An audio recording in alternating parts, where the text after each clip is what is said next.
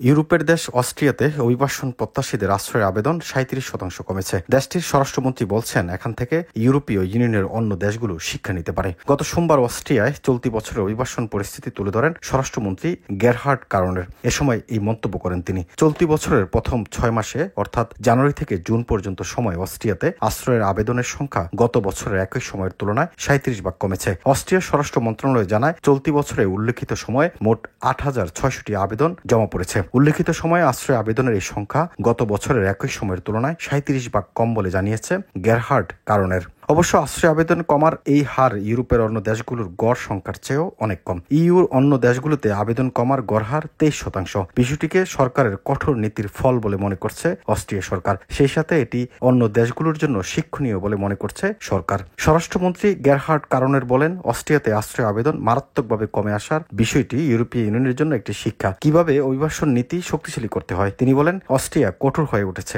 ইউরোপকেও এই বিষয়ে অবশ্যই কঠোর হতে হবে। তিনি জানান, আবেদন তুলনামূলক সবচেয়ে কম জমা পড়েছে সিরিয়ার নাগরিকদের মধ্যে থেকে। উল্লেখ্য, ইউর মধ্যে অস্ট্রিয়ায় প্রথম দেশ যেটি বাশার আল আসাদের সরকারের পতনের পর সিরিয়ার নাগরিককে ফেরত পাঠিয়েছে। নিজের বক্তব্যে স্বরাষ্ট্রমন্ত্রী আবারও ইউরোপীয় ইউনিয়নের বাইরে তৃতীয় কোনো দেশে আশ্রয় আবেদন যাচাই বাছাইয়ের বিষয়টি তুলে ধরেন।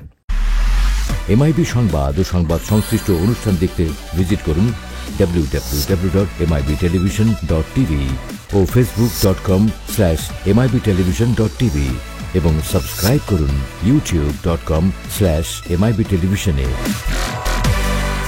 এমআইবি টেলিভিশন, সত্য খবর, সঠিক খবর।